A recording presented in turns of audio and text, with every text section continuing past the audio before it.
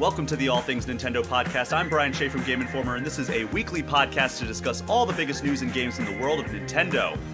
Speaking of the biggest games, it is finally here. We are going to go off script this week. We're not going to have any news. We're not going to have any eShop Gem of the Week. We're not going to have any definitive ranking. We are just going to focus this entire episode on The Legend of Zelda Tears of the Kingdom, which is out on Switch today. And I think this episode might actually be a rarity because it features not one, but two people who have not only played Tears of the Kingdom, but have rolled credits on the game. Joining me today is the reviewer of The Legend of Zelda Tears of the Kingdom for Game Informer, Kyle Hilliard. Kyle, how are you doing today? I'm good. I swear to God, you better be actively playing Tears of the Kingdom while you're listening to this podcast. Like, what? Don't do something else and listen to this podcast other than play Tears of the Kingdom. I actually disagree because I do not. The only time I put a podcast on when I'm playing Tears of the Kingdom, or Breath of the Wild for that matter, is when I'm cooking up a ton of recipes and I'm just like having to stockpile my recipes because I love the ambiance. How long are you sitting there cooking? I mean, I would cook maybe 30 meals on end. Like I would swing by a cooking station and just be like, all right, I'm going to stock up on like heart restoring or like cold resistance. But yeah, that's the only time I will do podcasting or listen to a podcast while I'm playing either of these games. I guess what I'm getting at is like, I hope you're not listening to this instead of playing Tears of the Kingdom. Is what I'm getting at. People have places to drive. People have chores to do. That's true. That's a good point. Those dishes aren't going to do themselves. And maybe this is a good companion. Hard way. Kyle, I've got to ask you. Yeah. You have played this game for 80 plus hours now. You have talked about it on the Game Informer show. You've written a review. You wrote up a tips guide, which is on GameInformer.com right now. You appeared on MinMax, and now you're on All Things Nintendo to talk about Tears of the Kingdom. Are you tired of this game yet? No. What? God, no. Not at all. It's so crazy. Like, I was playing this morning. I was capturing a bunch of footage, which was like, I specifically made it like spoiler-free tips footage. So I like equipped Link with like the starting outfit and took away all his weapons and stuff and all the other elements that would be considered spoilers. And even just walking around, it's like, okay, I need a footage of me using Ascend. I need some footage of me like picking up bright bloom seeds in a cave. I like ran across like 3 shrines I hadn't found yet. And I was like, I want to go do those, but I need to get this footage captured. And it's just constant. Like every time I start like 80 hours in, I've got one full row of hearts and then like 5 or 6 additional hearts on the second row. And my stamina's all maxed out. And like, so I'm pretty deep into it, but I still like am getting distracted constantly, if that makes sense, right? Like every time I go anywhere, I'm like, oh, what's that over there? I got to go check that out. You know what I mean? Like it took like Breath of the Wild, like you hit a point like very late in the game where you do end up finally being focused on maybe a single task that you're trying to finish, right? Because you found like all the shrines, you're not getting distracted by other things, but like I still don't feel like I'm close to that at all. Like I am constantly jumping around between tasks because everything is just so freaking interesting everywhere. So no, I am not tired of talking about it. I love this game, man. I can't wait for more people to play it. I can't wait for like I don't know, 3 weeks from now when a lot of people have beaten it and I can talk about my trajectory through the game, which like even with you who have finished it, I'm not quite ready to talk about like how I approached the whole thing because I don't want to spoil elements of the game that you haven't touched yet. And that is something that I do want to get off right off the bat here is we are going to talk about our impressions of the game, full in-depth impressions as two people who have beaten this game, rolled credits, but we are going to remain as spoiler-free as possible. There's going to be little things here and there, like Kyle's mentioning of the existence of shrines in this game, which prior to this, Nintendo has asked us not to talk about, prior to the review period anyway, which is now, and prior to the game being out, which is now. So we're able to talk about that now. But, there are going to be minor things about like the structure of the game. But as far as the story is concerned, we're going to give our impressions, but we are not going to talk at length about any spoilers. So if you're here without playing the game, which I'm assuming you are, or at least very early on in the game, you are going to be safe within a reasonable distance, I would say. Like, we're not going to go out of our way and be like, oh, can you believe this happened? Like, no, No, we're not and going to that's do like that. and that's not like a directive from like Nintendo or anything. Like I hope that you can have the experience that Brian and I had, which is like knowing very little going into this game. It really helps the experience. It makes it even better to not know. Yeah, and I mean, I played Breath of the Wild on launch day. I did not play it prior to launch, but because I just didn't have a Switch prior to launch because it didn't Yeah, exist. it was pretty rare for like for it was reviewers basically. People reviewing the Switch who were also reviewing Zelda were the ones that got it, early. Hmm. So this was my first time playing I guess a full scale Zelda game prior to launch, and it's very intimidating because the process is, we approach these games sometimes before launch, and there's no one to help you unless you like want to like email PR and be like, hey, like I'm stuck on this puzzle, can you tell me where to go? And they can reach out to the developers and get like a comment, but like 99% of the time we don't do that. 99% of the time No, we're like, yeah. hey, we don't want to do that. Like, I think I've done that twice in my career where it's like, not for a Zelda game, but like for a game in general, when I'm reviewing a game and I'm just like, hey, I'm stuck. There's no guides on game FAQs, or there's no like Yeah. Reddit threads of like, hey, I'm stuck on this, how do I fix it? Like, if you get stuck in a pre-release game, you've got to just figure it out. And that was really intimidating for me with this game. Even though I wasn't reviewing it, I still wanted to get through it prior to this discussion and prior to a conversation that I just had prior to getting into this recording, which we'll reference probably a couple times throughout this episode. I just got off a call with Eiji Aonuma and Hidemaru Fujibayashi, who are the producer and director of both Breath of the Wild and Tears of the Kingdom, respectively. So I wanted to Yeah. finish the By the game way, prior to Brian, that. did Onuma ask about me? He did not. He didn't bring me up? I brought you up, and he said, I don't want to talk about that guy. F that guy. No, we had a great conversation. We'll talk a little bit about that. Yeah. I want to hear about it. I don't know anything about it yet. I'm excited to hear what he said. Yeah, this was a particularly daunting task going into this game without any kind of safety net, really. Of like, yeah, which I mean, it's like, I don't want to talk about it too much because it's not really an experience that a lot of people can have, but I relish that opportunity. I loved like kind of not knowing where to go and being like, I can't talk to anybody. I know I can't, there's no temptation to Google because I can't. And I encourage you to try to approach it the same way. Like, don't Google if you can resist, it's like, it's which is hard when you're really hitting a wall, but it's so fulfilling to figure something out on your own. Yeah. I mean, there were a couple of times in Breath of the Wild that I definitely gave in to the temptation of Googling something. Like, for example, the Master Sword stuff in Breath of the Wild. I definitely Googled that, and I feel like I shouldn't have. Yeah, it's tough, and like, no shame, obviously. Like, there's also an advantage of not getting frustrated with a game. Like, absolutely, I totally get that, But yeah, it's a weird way to play the game, but I really love it. Yeah.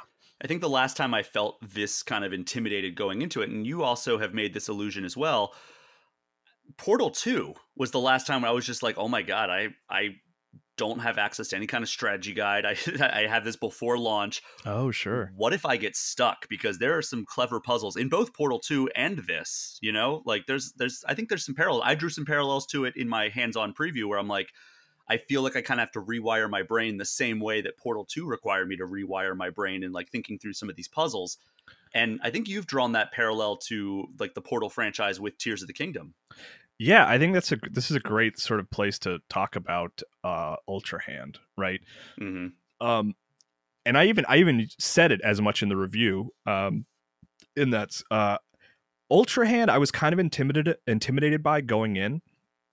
But by the end, and to be clear, I'm still playing and will continue to play for a long time. I'm sure. I have not seen all this game has to offer, but it really the way Ultra Hand kind of breaks your brain to reconsider how to approach gameplay hurdles, mechanics, and things like that. You're right. It does remind me of the first time I played Portal, where you're like, you kind of have to rethink how you move through three-dimensional space. Hmm. And like Portal, I love Portal, and one of the like the highest compliments I can give that game, and then I mentioned this, I said this explicitly in the review, is like I dreamed about portals when Portal and Portal 2 came out. I would have dreams that portals actually existed, and I would dream about using portals. And I had that experience with Ultra Hand specifically in Tears of the Kingdom. Like it might be it might partly be due to me just like feverishly playing this game and not sleeping much. I would stay up very late to play and wake up early to continue playing because I'm an insane person. But I would dream about Ultra Hand. I would dream about picking up objects and rotating them and connecting them together. And it's like, and if that's not like a selling point for you to like get excited about this game, or maybe you're already playing, like that's the fact that it invaded my unconscious brain, I mean, says everything you need to know. You know? I mean, I had the same experience where I was like, when I wasn't playing the game, I was thinking about like, oh, what if I did this combination of like Yes, Zonai devices and like putting things together in this way, like what would happen there? And then I try it and it would fail miserably. Like I actually have recorded a couple of my more hilarious mishaps with like, what if I did this? And then it just Oh blows yes, up in my face. I have some of those too, yeah, which I won't share for a while because they're just kind of inherently spoilery. But like, Hmm. yeah, I hope to put together like a little montage of just like absurd stuff that happened to me. Yeah, I mean, I could absolutely contribute to some of those as well if you want to put a Yeah, let's compilation of talk both about of that. our experiences.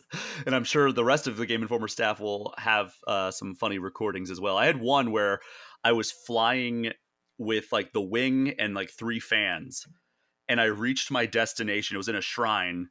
I reached my destination, and I jumped off and like paraglided down to like where you like finish the shrine. Mhm.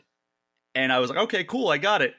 And then the fan or the wing that I created came down and hit me and took out like three of my hearts. And I'm like, oh, good thing I had like extra hearts, because that would have been hilarious to have that kill me and be like, oh, well, I have to do this shrine all over again now. Yeah, it's that hard thing that's just like I can't even begin to understand how you would begin to pull something like this off from a design perspective, where like building is fun and you feel great when you do something successfully, but you almost like it better when something fails. Like when if Hmm. you're trying to put something together and you're like, I think this will work, and then it fails spectacularly, like that ends up almost being even better than it working successfully. Like I don't know if it's like the physics of Link falling or something like that just make it so much more funny, but like it's just so good. It's like you win either way. You either complete the puzzle and you're proud of yourself, or it falls apart spectacularly and it's hilarious. Like either way, you win. So, I mean, going to that conversation with Aonuma and Fujibayashi, I asked them like about kind of the early stages Wait, and like real if quick, they, did you just to did you say their roles? Onuma's producer, yeah, Fujibashi's Aonuma's the director? producer and Fujibayashi's the director. Both of them had those roles for both Breath of the Wild and Tears of the Kingdom. So it's Yeah. I brought up like, you know, kind of the early stages and like when they were making Breath of the Wild, did they know that they were going to have a direct sequel to that game? Because, you know, there's a lot of seeds planted in Breath of the Wild that come to fruition in Tears of the Kingdom. Hmm.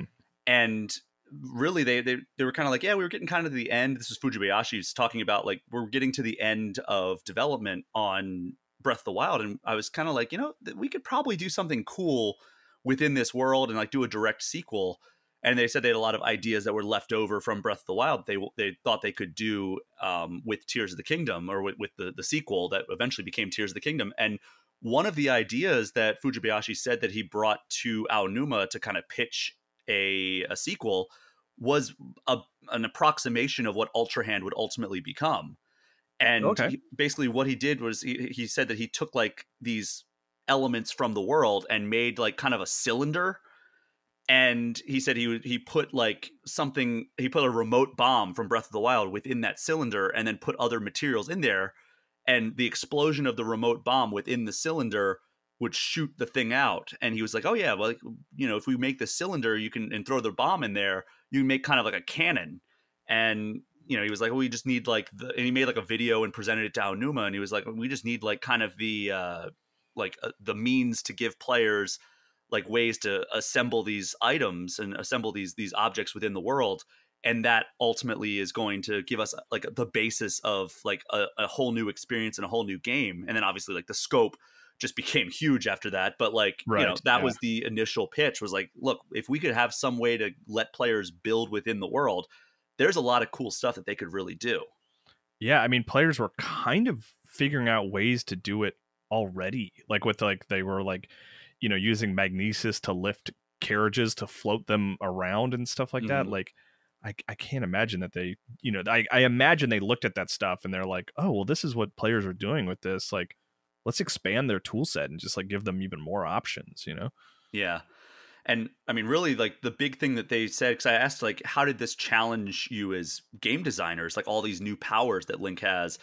And they were like, you know, like they directly referenced Ascend as like maybe the most impactful, because that changed the way you explore Hyrule so much. And then they Oh, were big like, time. Yeah.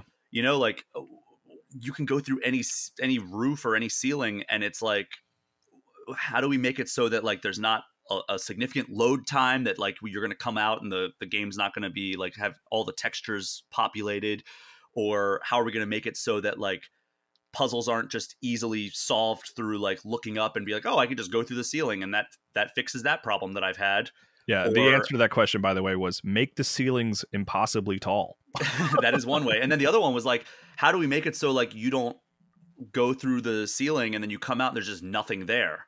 So Mm. it's like there were a lot of problems that Ascend had to address, and they said that like, you know, that may have been the hardest one to implement. But I mean, Ultra Hand that's also solved a lot of or had a lot of problems where they were like, yeah, we got to like make sure the islands are like the right distance apart, and that ended up being a big challenge for them.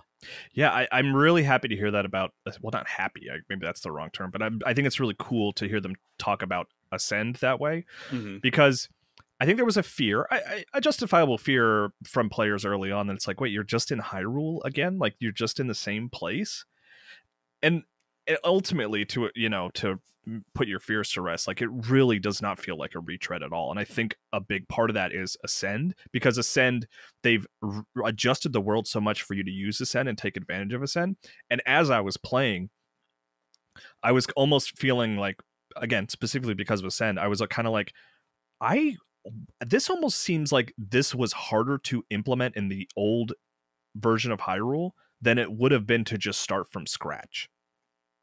You know what I mean? Like, Hmm. I'm not a designer. I don't know. Maybe if we asked them that question directly, they would say like, "Oh, no. It was definitely easier to do it this way than to make something completely new." But like, I can't even imagine like them looking at every inch of Hyrule and how they figured out how to make Ascend work everywhere. You know, like I can't even begin to sort of think about that process. It just seems impossible.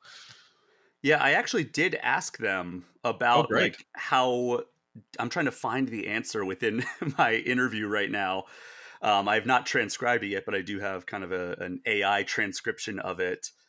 Um, but like he said, it's a little bit different in terms of the types of difficulties and hardships that we encountered with this, because like basically like the gist of it was like, you know, when you're diving straight up and down, like from the Sky Islands down to Hyrule, you move at such a faster pace that Right. like you basically fly through Hyrule at that point. But then if you were just kind of running from one point to another, but like, you know, that was a unique challenge for them to have to solve, is like, all right, well, how do we make it so that like you're not just like skyrocketing from the top of the Sky Islands all the way down to the surface? Like how, because they had to like, you know, make it so it was a lot of verticality in this game, but also make it so it wasn't just an unreasonable amount of verticality.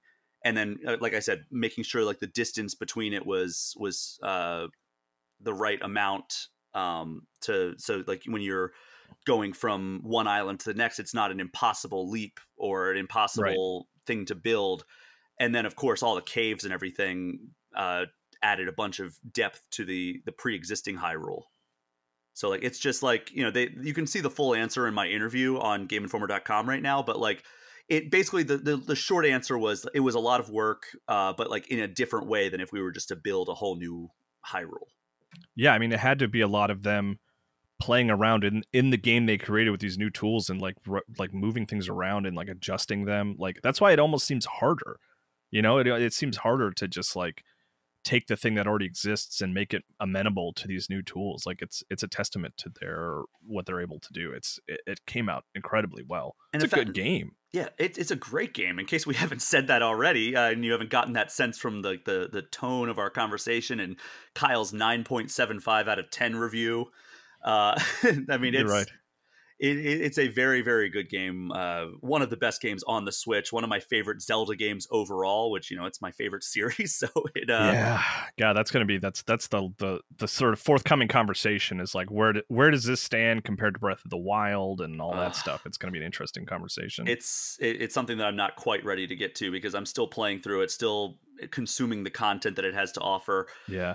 Speaking of it's also so strange to just play a proper sequel. Like there have been sequels in the Zelda canon before, but not this direct. Like never. Like even if you look at Wind Waker to the DS one, whose name I can't recall off the top of my head, which is like a direct sequel. Like you moved between platforms there. Phantom Hourglass? Yes, Phantom Hourglass. Like you moved between platforms. So like Phantom Hourglass really felt different from Wind Waker, and Majora's Mask felt truly different from Ocarina of Time because of its structure. But this picks up the story. I don't know, 2 years after the ending of Breath of the Wild, something like that. Like I don't know the exact timeline, but it's like we've never really had a core Zelda sequel like this. It's wild. Yeah, well, I asked them about that as well. Like, hey, like this is a series that doesn't typically get a lot of direct sequels. What did you learn from like the lessons of developing other direct sequels in this franchise? Like Majora's Mask, A Link Between Worlds were the two that like they specifically referenced. They're like, sure. what, we were basically restructuring those original games in the format of the sequels. Whereas with this, like we were expanding so much. So it was like we had to kind of keep all the stuff that was in the original game, but expand upon it in like just massive ways. So it was like it was less of a like, hey, we can take these direct lessons. I mean, of course, like in 2019, when I talked to Eiji Aonuma about like, immediately after, I asked him like if he was giving himself more time to create this game than he did with Majora's Mask, and he laughed and said, absolutely. That seemed like the big answer that he gave me in 2019. I mean, I think this is the longest gap between any mainline Zelda between Breath of the Wild and Tears of the Kingdom. Do I have that wrong? Is it? I mean, there's been some pretty substantial gaps. I mean, the Wii U didn't even get its own dedicated Zelda game, right? Yeah, well, it did. It's called The Legend of Zelda Breath of the Wild.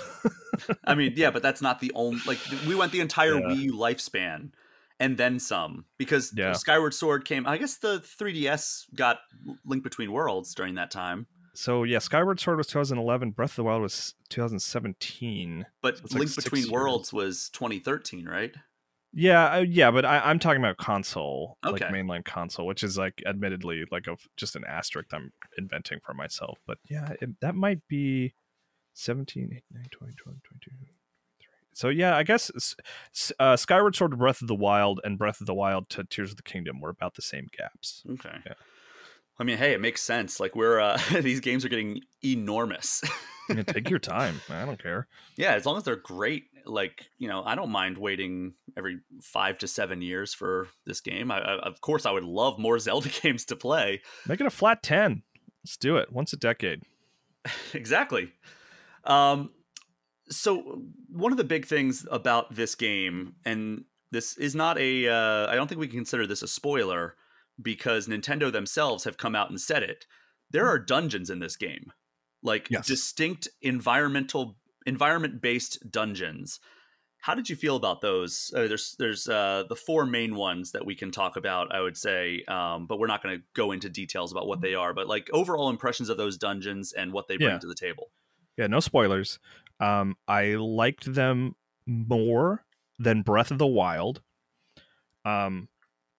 I like them less than the dungeons from, linear Zeldas, right? Like I'll take a Twilight Princess dungeon over a Tears of the Kingdom dungeon, if that makes sense. But they're simplified in a good way, right? They're like they're easier to understand, and I think that one thing that they do is they take advantage of like distinct abilities more directly, Mm-hmm. like, and that extends to the bosses, and the bosses are very cool. The bosses are distinct and interesting, and like the sort of combat scenarios you find yourself in when you're taking them on rely more on specific tools, which I like, because like that was one thing that was a little bit of a bummer about Breath of the Wild, is like the bosses were cool, but they all kind of look the same. They all look very similar, Mm-hmm. and like they also, you could kind of beat them all the same way. If you just like had a lot of arrows and some good swords, you were all set. Where that's not necessarily the case here, and I'm just really butting up against the spoiler line there. But I think that they're all an upgrade from the Breath of the Wild dungeons. Yeah, I would agree with you as well. Like, I feel like the divine beasts in Breath of the Wild were often my least favorite parts of that game. Like I would like on both playthroughs that I've done of that game, I'm like, all right, cool. I'm just gonna go explore and everything, and then eventually I'm like, I guess I should go do the divine beast. Yeah, I'd rather do like 10 shrines than the one dungeon. But that's like not to say they're bad or anything. It's just like it's a weak part of an otherwise stellar game. Mm-hmm.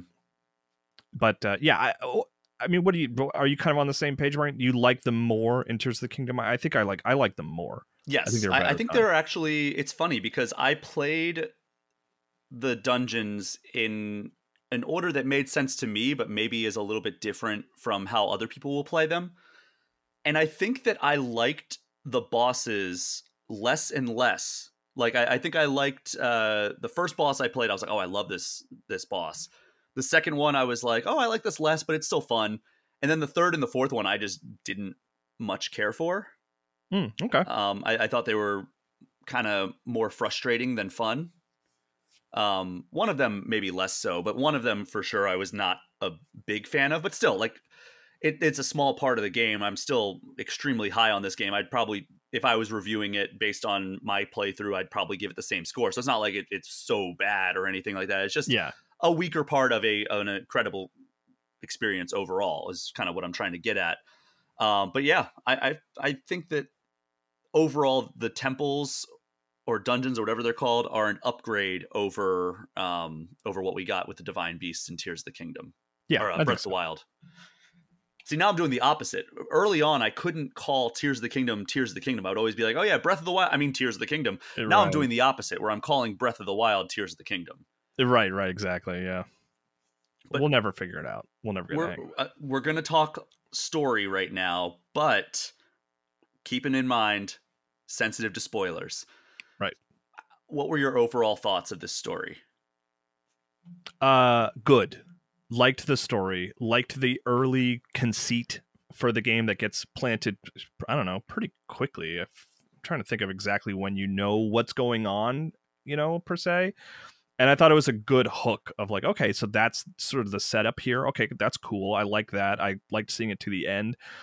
It doesn't really push the boundaries of Zelda's storytelling in a radical way, but I really liked it, and I thought the conclusion was thrilling and exciting and cool.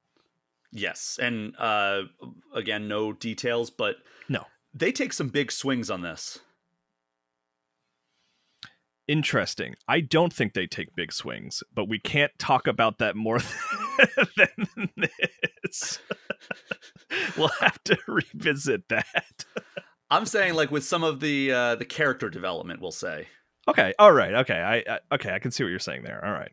Yes, you have a better sense of the characters in this game. They actually are, people with personality. Well, that's what I want to get to now is that, like, Link is still silent, or aside from some grunts and yells and stuff. And hand motions when he responds. Various hand motions. Which, in the universe, is he talking? Because they're like, hey, what's your name? And, like, he moves his hands. 100% he's talking, yeah.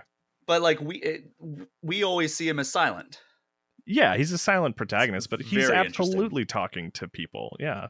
Okay. He's not just quiet. Up. Zelda describes him in a journal in Breath of the Wild that he's just very quiet. Yeah, like it was once he took up like the mantle of like the hero, he became like more focused, I think is what she said. Like ever since he got the Master Sword, like he's been quiet. And she was like, I think it's because he's so focused on his task or something. Yeah, which I like. I love that in Breath of the Wild when you come across that journal. It's like, all right, yeah, give me a little context for why we got a silent protagonist here. I like it.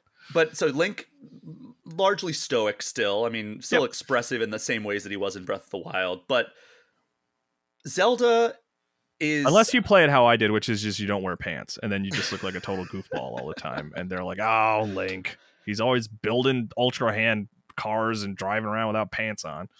Just running around in his underwear. That's how I role play in Tears of the Kingdom. Talk to me about how you feel about like Zelda's personality in this one, because I think a lot of people were kind of left cold by her personality in Breath of the Wild. Oh, that's funny. I actually still like Zelda's personification in Breath of the Wild. I like the story of her struggling to basically do the thing that she's fated to supposed to do. Like, that's kind of the crux of that story, is like, I'm supposed to do this and I can't, and that's difficult for her, and I liked that. And then here she has a little bit more grasp on her abilities. She's like excited about learning about the history of the world. I like her. She's not my favorite Zelda. I think my favorite Zelda is still Skyward Sword Zelda, just in terms of personality. But I like Breath of the Wild, Tears of the Kingdom Zelda, and I think her sort of story does conclude nicely in Breath of the Wild. She finds herself in that game, so she's a much more confident person in this one, I would say. Yeah, absolutely. And you know, there's some really good scenes with her in this game. Yeah. And I think you get more of her in this game, if I'm not mistaken. Gosh, that's a good question. I think so. Yeah, I think you do.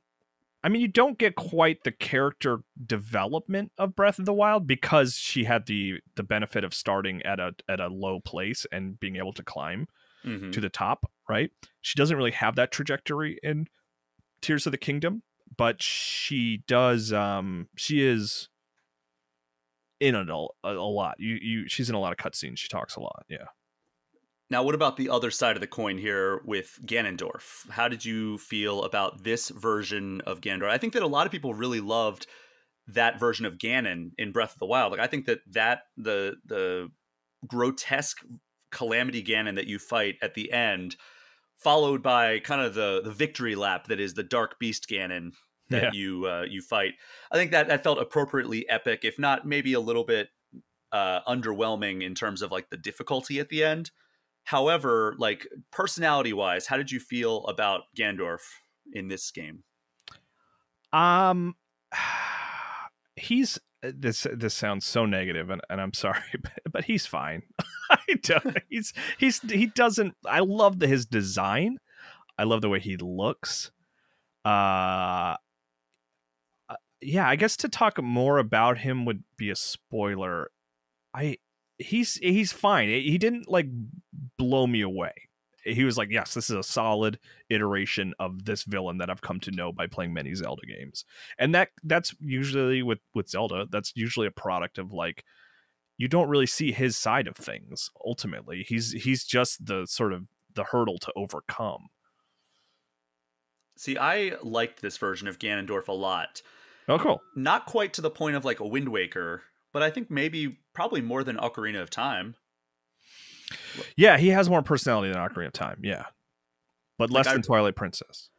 Yeah, less than Twilight Princess. I think I'd probably put him on par, maybe a little bit below the Twilight Princess version in terms of how much I like this version. I think that the opening cutscene is just horrifying. Yes. God, yeah, I love like the design. I just love like they've shown sort of the proper Ganondorf in some trailers as well, and like, you know, dehydrated Ganondorf, like those I think look great. I love the way he looks.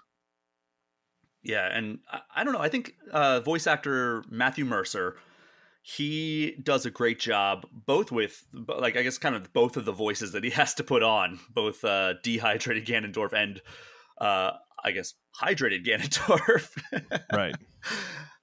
You know, I think that voice really suits the character well, and it's I don't know, I think that every scene that there is with Ganondorf, I felt the impact of it, and I don't know if I could say that about a lot of other characters in Zelda games. Yeah, I mean, I still think the voice acting in both of these games is the maybe the weakest element, honestly. Like I just don't know how successful it is in general across the board.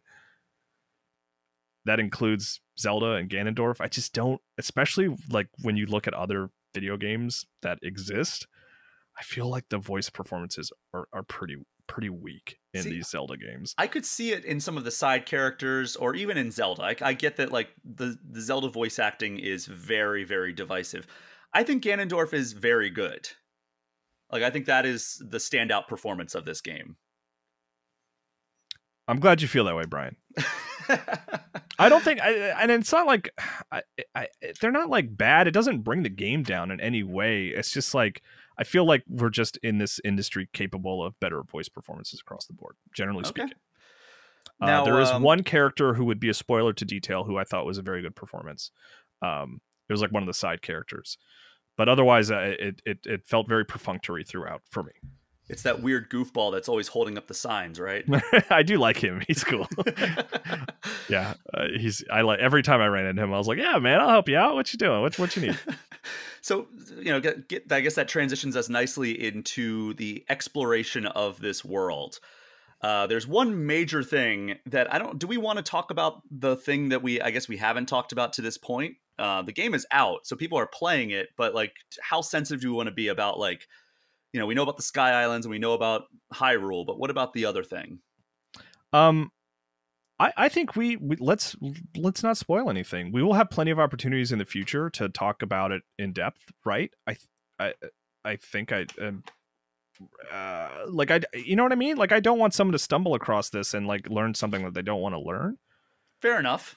Like, okay. I don't know. Am I being too sensitive? Do you think I'm being overzealous? Should we draw a line in the sand and say, hey, maybe you can fast forward this part? Like, do we want to do that kind of thing? Yeah, let's just. This is a very loosey goosey episode. It is. Yeah, we're not following any kind of like outline. We're just kind of talking about our love of this game and apparently Kyle's hatred of the voice actors in it. Jeez. I hate it. No, they're lovely people. I think they are good voice actors. I just think that the performances are weak in this game in particular. I'm sorry. I feel that way. But like, I guess we'll suffice to say this Hyrule is so much bigger than I could have ever imagined. I brought this up with Aonuma and Fujibayashi, and I was just talking like when Breath of the Wild came out, like we were all like, "Oh my god, this Hyrule is so massive! Like it's too big. Can't even wrap my mind around how big it is." Then you have that plus just layers upon layers. Like, how did you approach this version of Hyrule, I guess, like when you first went in? Because I know myself, I was intimidated. Oh yeah, I mean, there's parts of this map that I was just like scared to even engage with, right? Because I was like, oh, I don't know if I'm ready for all that. I still have to check in with all my friends in Hyrule before I start getting into to new stuff, flying around in the sky and that kind of thing. What's going on in Kakariko? Let's check in there before I'm exploring new places, Yeah, I mean, it's just absurd how large this world is, and like, I don't even know where to start with it, but like, I guess the Sky Islands, like, how did you feel about like kind of going up into the sky, exploring this new frontier, all the stuff that brings to it, and like, I don't know, just island hopping essentially over Hyrule? Yeah, I love that stuff. Like that's where like Ultra Hand really sings to me, are the moments where you're trying to get from one island to another. I love it. It's also just so thrilling. I actually never really encountered a situation that they sort of teased in some of the early, like one of the early, the only, or I guess, gameplay showcase where a bad guy knocked Link off the island and he fell to the ground. Like there was this fear in me that I was like, oh, you're gonna like fall off all the time and you're gonna have to like figure out how to get back up there and that's gonna be a pain. I never really ran into that, and I mean that in a positive way. Like there was never an instance where maybe I was just extra careful, right? Maybe other players who are more laissez-faire will just like get knocked off all the time and it'll be frustrating. But like, I appreciated that it's like you can stay up there pretty easily, and like it's fun to try to formulate ways to move from island to island. Like that's the puzzle in itself of just getting from point A to point B is just always super fun to solve. Yeah, I mean, it happened to me a couple of times actually. One of which was a time where I was like, I really wish I put a travel medallion down because All right, you were it sure, was a yeah. very difficult spot to get to. And thankfully, I was able to like paraglide back over and like kind of grab like the ground that was hanging beneath the island and climb back up. But like I was like, you've got to be kidding me when it happened because I did not want to have to like traverse back up to there because there was no like shrine or fast travel point or anything that I had unlocked anywhere close to it. Right. Yeah. But yeah, so thankfully like that happens most of the time. And I think that like, that was probably a thing that Aonuma knew was going to happen in that gameplay showcase where he was just like, I'm just gonna let him hit me off of Oh yeah, the of island. course. But I mean, it's also that thing that the game does so successfully, where it's like there is joy in failure. It's like if you fall off, like it's still kind of fun. Yeah, Like I mean, I've discovered shrines that way where I'm just like, okay, I'm gonna fly from this island. I'm gonna build a little plane and fly from this island to that island. And it turns out I don't have enough like battery to get Right. get to the island. I'm like, oh, maybe I'll be able to glide. And it's like, nope, I am nosediving right now. And so I just will start skydiving and I'll be like, oh, there's like 3 shrines in this vicinity. Let me go hit those up. And it's just that exploration and that discovery is still there. And it's amazing. That first moment, maybe you had like, I genuinely had an involuntary smile on my face. That very first time you move from the sky islands down to the ground and you're falling for quite a while, to just like look around and see shrines. And you can like on that first trip down, I marked like 5 shrines like on my way down. That's to the maximum ground. you can mark, right? Or whatever. Maybe I'm exaggerating. Maybe it was only 3 or 4, but it was just like, it was perfect. It was like this. It was that same. It's similar feeling to the first time you get off the plateau in Breath of the Wild, where you're like, "What's that? What's that? Ooh, I'm gonna go over there later. Mm-hmm. Ooh, oh yeah. Well, I don't know what that is. I'm gonna see what that is." And it's like, yeah, it's just so you really feel it again in that first drop to the ground. Yeah, it's just an immense Hyrule, like so much. And I feel like Hyrule itself is just as dense as it was in Breath of the Wild in terms of like areas that you can go around and still discover new little things, maybe even more dense because like now there's like building challenges and like there's like stockpiles of items that you can construct a thing with or whatever. Like, now I'm going to make a little car that I can drive around in if you want to. Yeah, I love the sort of conceit of that too. Like that there's just crap everywhere for you to build with. Is that they're working on rebuilding Hyrule after the calamity. It's they like just can't catch a break. But I just love that. I always appreciate the little sort of narrative conceits like that of like, oh, you wonder why inexplicably there's like, pallets of wood everywhere now. It's like, well, yeah, they're rebuilding Hyrule. Like, of course they would. There's construction companies like littered throughout the whole land. I just like that kind of stuff. Yeah. Which power took you the longest to be like, why am I not using this? Probably Ascend is the one that I kind of like. I have the spoiler-free tips guide on the site right now, and it was one of those things where I kind of had to like be like, don't forget about Ascend, like because there were a lot of instances where I was like, I don't know how to get out of here, and then it took me a minute to be like, oh right, I can just use Ascend. Mm-hmm. I will say the one that I probably end up using the least was Recall. Yeah, same here. Which is like, it works great. There's some really cool puzzle solving opportunities with it, but it's it's very specific instances where you're going to use it. Like you'll use it to return like a boulder thrown at you from an enemy. You'll use it to make a rock go into the sky, and then you'll use it in shrines for puzzles. But beyond that, I didn't really use it a ton. Yeah, I was right there with you with that one. The one for me, and yeah, Ascend was definitely the one where I was just like, I would be like looking at like, all right, how do I climb this? And like, am I gonna have enough stamina to get there? And I'll be like, oh, dummy, there's a flat ceiling right there. Let me go over and see if I can ascend through that. And a lot of times you could. The one that I think took me the longest to really fully embrace was Fuse, because I was like, I'm not finding any good weapons. What the heck is going on here? Like, why am I finding like, all right, this sword, it's rusty. It has 7 attack. It's like, this is garbage. Like, what's going on here? Oh, okay. So you weren't, okay. I see what you're getting at. And then I was like, oh, well, I have like 40 like Lizalfo horns or whatever. Let me just like drop that on the ground and see what happens if I fuse it to this. Oh, that makes my attack now like 23 or whatever. And it's like, oh, I should be doing this all the time. And sure enough, that's what like. I don't think by the time I beat the game, I didn't have like one single weapon in my inventory that wasn't fused in some way. Right. And yeah, it takes kind of a while to like, not really a while, but like, yeah, one thing to know going in is like just fuse all your weapons. Like it basically lets you hold twice as many weapons, kind of, you know. Yeah, and I mean also it adds a lot of properties to it. Like the base example of like, hey, we have a sword and we can fuse a rock to the end of it. Now we can smash walls and like or like, you know, cracked walls. And it's like, yeah, that's super important. But there's other stuff that like it will deal other like effects and everything. And you can not only fuse like monster parts to your weapons, which was my, I think, primary fusion, was like taking like a bokoblin horn and fusing it to the top of a sword and making it a lot stronger.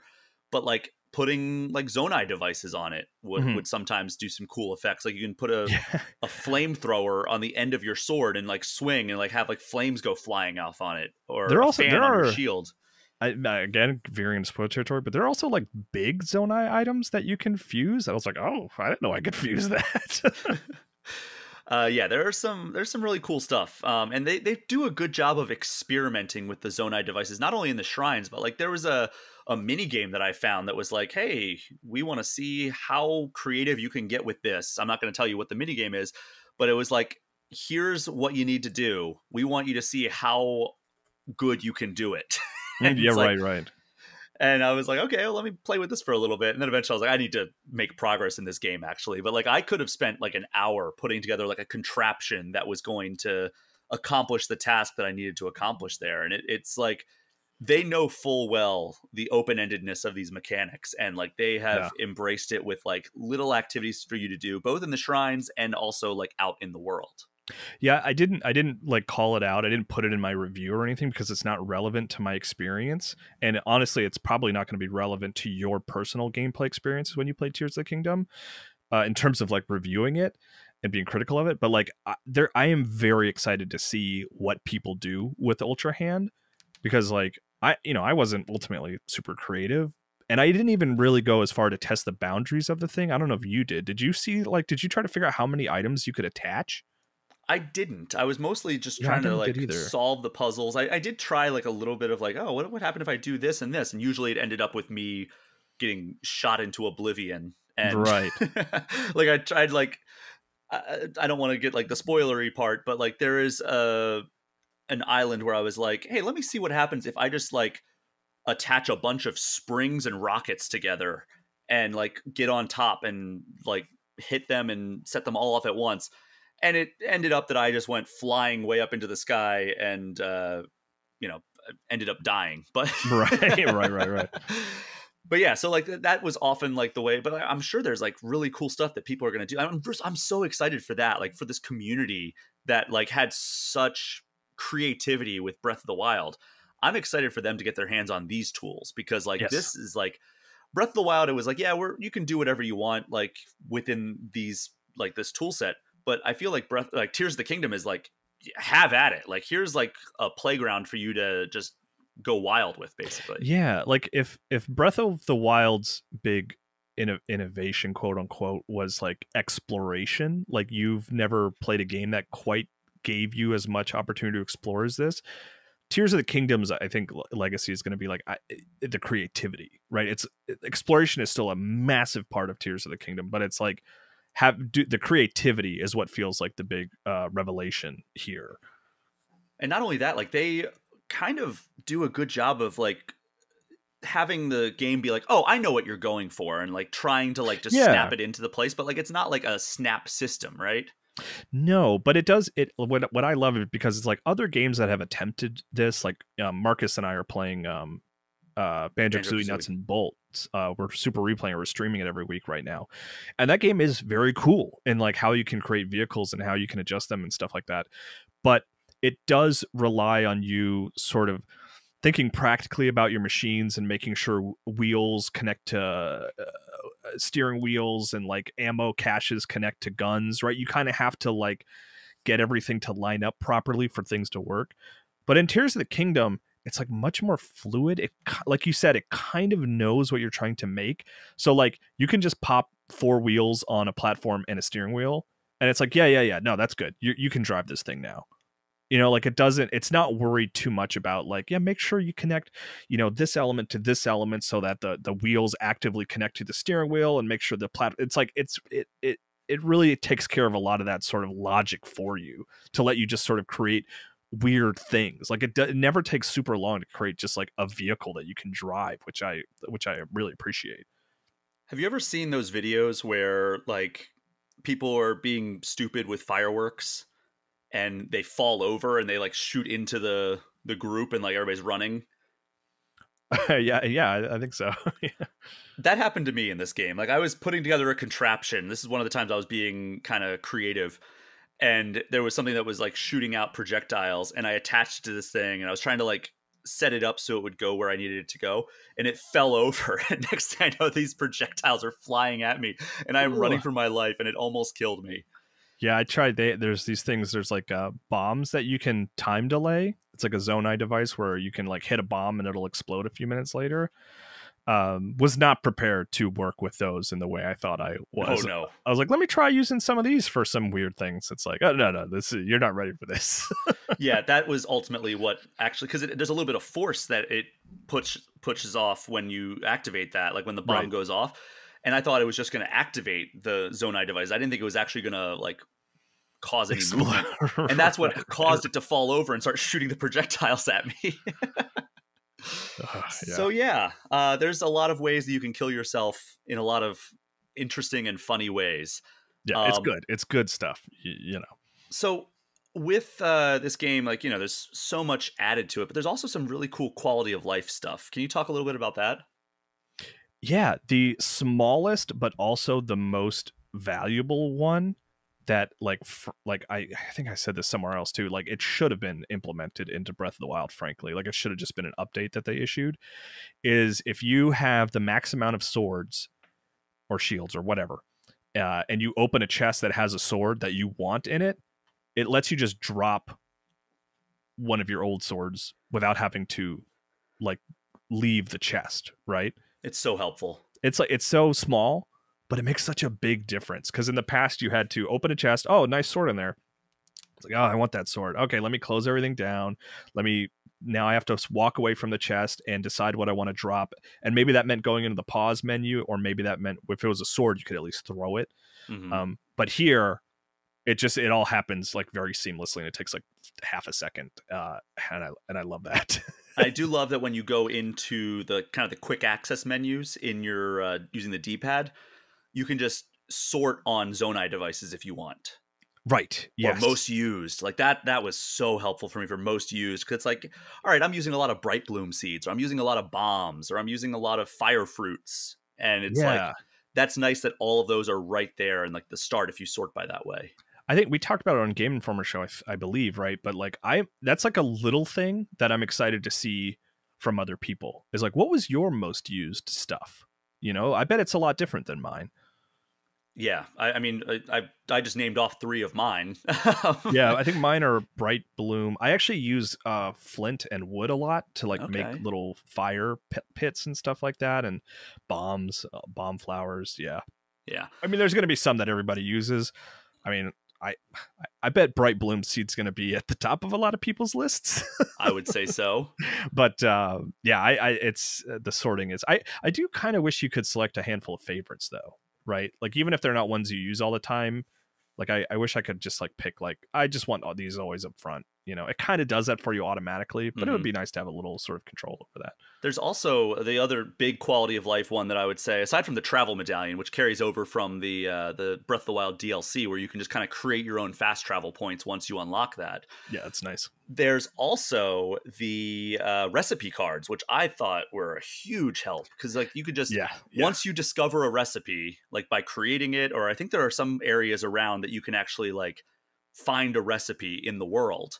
Well, you can also, I think it's like if you buy, you know, a potion from the Goron shop, like you get it, I think once it's in your inventory, you see the recipe. I think. Interesting.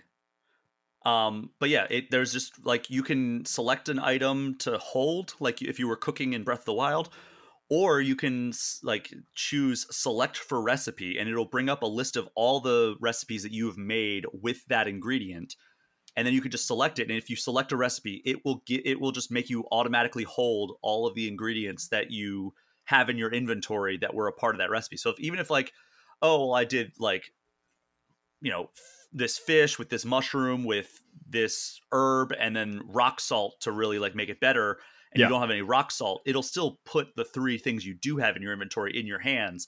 So if you want to add something else to it or modify it in some way, you can do that easily.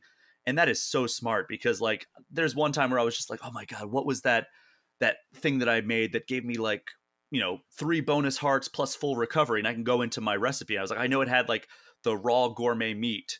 Go in there, look at that, and be like, oh, it was this one. Oh, I don't have that recipe, or I don't have that particular ingredient. So I could go somewhere and where I knew a bunch of that ingredient was, and stock up, and then have all those like really good cooked meals in my inventory for like a difficult stretch. Yeah, it's one of those instances, kind of like what we're talking about with the chest, where it's like that probably should have been in Breath of the Wild. I like you kind of got to think about like what was their reasoning to not let you have the recipes. And I think they probably just wanted players to just constantly be experimenting with different foods, is what I would, just assume. But it is nice. And they probably didn't want people to just find one recipe that gave a ton of hearts and just make a million of those. Mm-hmm. But like, man, it's just useful. Like it just makes it a little smoother, Yeah. Oh, Kyle, this game is very good. Yeah. Like even like we streamed it, that we're recording this on Thursday before launch, but we streamed it right when the embargo lifted for 30 minutes, and it was just the introduction sequence. And just watching you play that, I was like, man, I cannot wait to dive back into this and play more, even though like I am so far removed from that intro sequence. I'm about 65 hours as of now. You're about 80 hours. It's just such a great game. It's exactly what I wanted from a sequel to my favorite game of all time. Like, I'm not disappointed in the least. No, yeah, and I actually really, I think maybe I already said this, but I think it actually benefits a lot from taking place in the same Hyrule. Like there would have been a certain amount of like just new explorative opportunities to, have a whole new starting from scratch world, but the sort of the familiarity that a lot of us have generated from playing Breath of the Wild is actually like ends up being a benefit to when you play this game, because it's like you kind of know where it is, but it all feels a little different, and you move around differently. Like I actually like that it takes place in the same Hyrule, because it's such a great setting. Not all games can get away with that, like for sure. Like there are a lot of great open world games where if the sequel just took place in the same place with some adjustments, I think I would be boring or frustrating.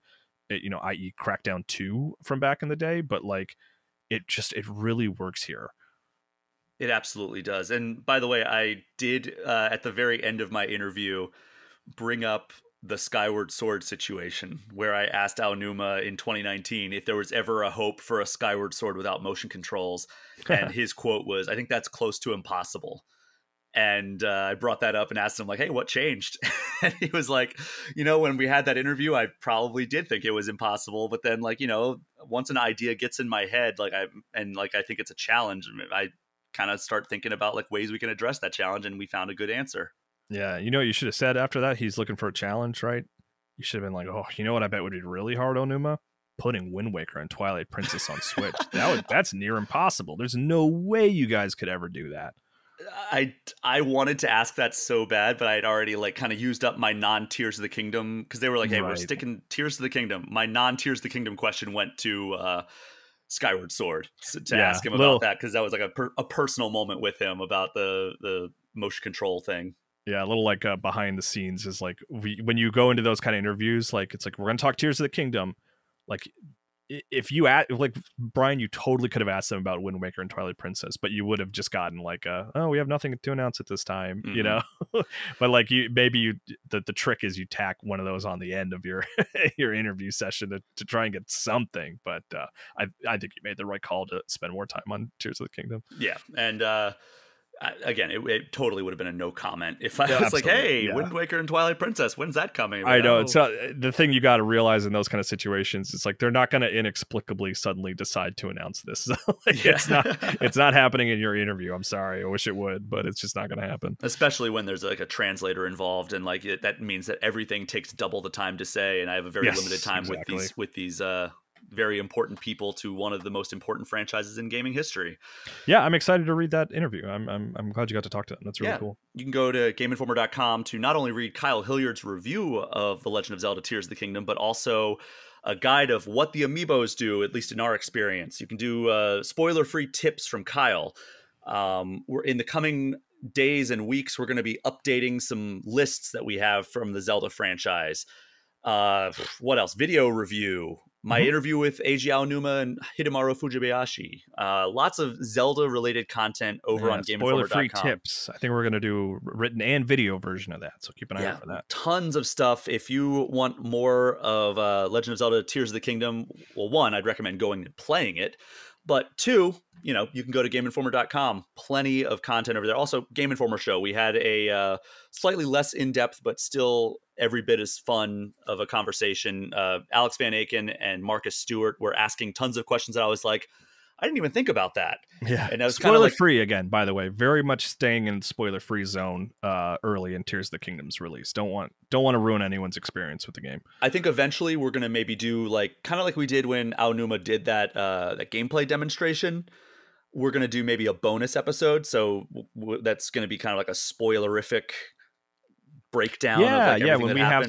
When we have some folks, more people have beaten it. I think I would love to, have us all sit down and have a spoiler discussion. Yeah, we did that with Breath of the Wild. Back in 2017. I'd love to do it again with this game, because there's a lot to talk about that we have not even scratched the surface of in this, because we're trying to keep it as spoiler free as possible. But yes, we will maybe be able to even go longer with the amount of stuff we haven't talked about, because we're just trying to keep we're trying to respect everybody's approach to this game.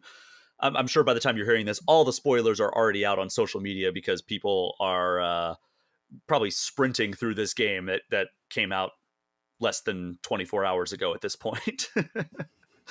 But yeah, Kyle, anything else that we want to talk about with Tears of the Kingdom before we wrap up here? No. I think we're good, man. I mean, for now, right? I'm excited for everyone to play the game and share their experiences. I want to see what other people take away from the game, Do you think Tears of the Kingdom outsells Breath of the Wild? Ooh, that is a good question. I'm going to say yes, mainly because of this long-term Switch install base at this point, right?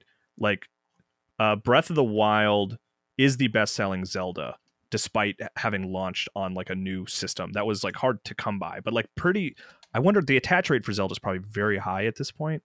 But long term, I maybe Tears of the Kingdom might outsell it. Yeah, I mean, in 2022, the last number, I'm just running it to the Wikipedia page real quick, 29 million copies on the Switch. That was as of last year.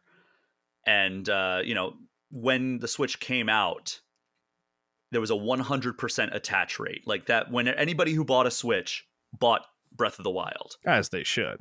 And I think that was true for a lot of people who've picked up the Switch in the subsequent 6 years, right? Like, I think a lot of people, they were like, all right, what game should I get? I just got a Switch. Yeah.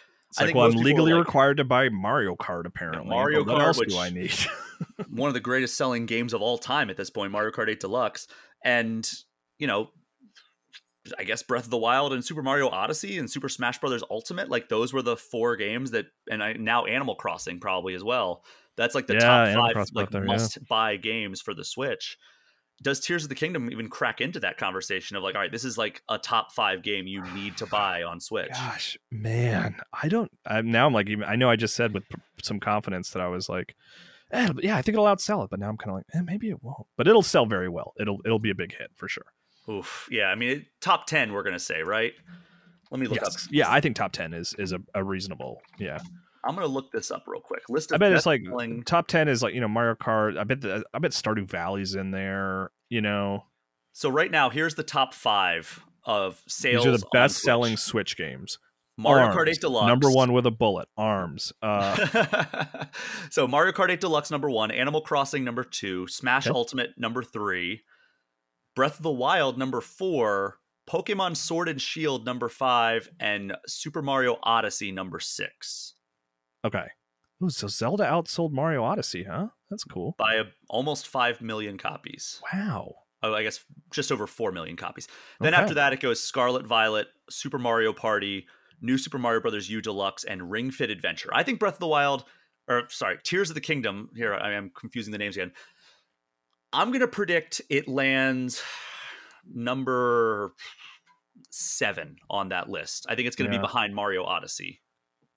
I think it could outdo a Mario Odyssey, I think. Even with the Mario movie kind of incentivizing a bunch of people to go buy Mario Odyssey at this point. Like, people went and saw the Mario movie, which is one of the highest grossing animated features of all time now. Yeah. And they saw that and they said, I want to play a Mario game. You don't think that's going to get an injection? It might have. I don't think you're wrong, but I still think Tears of the Kingdom will come out on top. Does it outsell Pokemon Sword and Shield at number 5? I don't think so. I think it might not. So now I'm sort of I'm pulling back now where I said it's going to outsell Breath of the Wild. I've changed my opinion. I think it'll be up there. I think it'll be in the top 10. I don't think it's going to outdo Pokemon though. So let me tell you something, Kyle. There's only 60,000 copies between Mario Odyssey and Pokemon Sword and Shield, as of March 31st. I guess you'll have to set a reminder to check in on this in like, I don't know, 3 or 4 months. Well, like a year actually, because we're talking long term, right?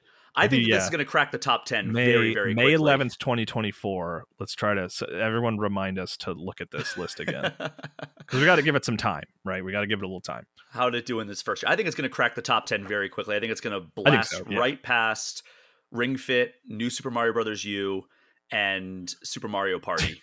New Super Mario Bros. U. God, get that out of there. Hey, swap it with 3D Alt or not 3D World? 3D World. Yeah, let's get 3D World in there. What are we doing? What are we doing here? I think it's going to blast into the top 10 within its first week. Right. Pretty easily, I think. And then it's going to be kind of like a slow burn up the I'm going to guess that it lands at number 5 actually, right behind Breath of the Wild. Yeah. I wish we had box office numbers for video games the way we do for movies. I wish they would share that stuff. We only get it when they're good. Right, yeah. And that's the other thing. It's like all these numbers are based on just what they're willing to tell us. You know, I mean, they have to report it somewhat accurately for investors and everything. But even NPD especially has all these asterisks of like, you know, like Nintendo doesn't count like digital sales for NPD. And there's no, I understand why they don't share it. Like, it's information that it's just an interesting metric that I am jealous that movies have of just to like sort of an entertainment sort of medium. I don't like seeing it used as an argument for equality. You know what I mean? Like, it doesn't, you know, a worse movie that sold more tickets is not a better movie. I'm always curious to learn how people engage with entertainment media like that. And I wish we had the same opportunities for video games. So we don't. We kind of have to poke around in the dark and see what we can figure out. Well, Nintendo always does a good job. They don't do a good job reporting to the NPD, but they do a good job of giving their overall sales numbers for their top selling games, which is always appreciated. They usually will give you every quarterly earnings call, they will give a top 10 selling games on the Switch with updated numbers. So that's always good. And I think they include digital sales with that because, you know, they don't need to hide any numbers because they're the top selling games. So it's we can make it look good if we combine both retail and digital. So that is something that I'm looking forward to. I'm looking forward to the next Nintendo earnings call, which I'm assuming will happen at the end of June, because I think the latest numbers were at the end of March. So we'll have to see where they go from there. And that's when I think we're going to maybe see a bump in Mario game sales, because, you know, the Mario movie came out at the beginning of April. So maybe we'll see Mario 3D World, Super Mario U, and Mario Odyssey skyrocket up there. Or maybe we'll just see Tears of the Kingdom overtake all of them. Yeah, I mean, it deserves it. It's a great game. It's a very good game. Anything else before we wrap up here, Kyle? No, I think we're good. All right. Well, thank you for joining me for this conversation again. We're planning a spoiler-filled conversation somewhere down the line, but we want to try to be respectful of everyone. as they embark on this amazing journey. I hope you all enjoyed as much as we both have, because it's one of my favorite games on the Switch and one of my favorite Zelda games overall. Yeah, So- I think so. I'd have to give it more time to have a conclusive decision, but yeah, it's up there. All right, well, thank you so much to everyone for listening. Do me a favor, if you haven't already, throw All Things Nintendo a 5-star review and hit that subscribe button.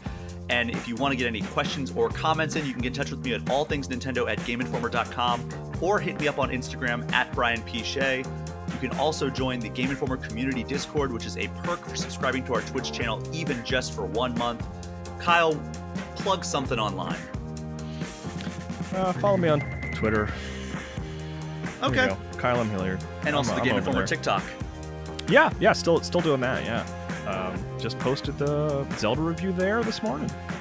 All right, well, that is our show for this week. Thank you all again so much for listening. Take care. We'll see you next time.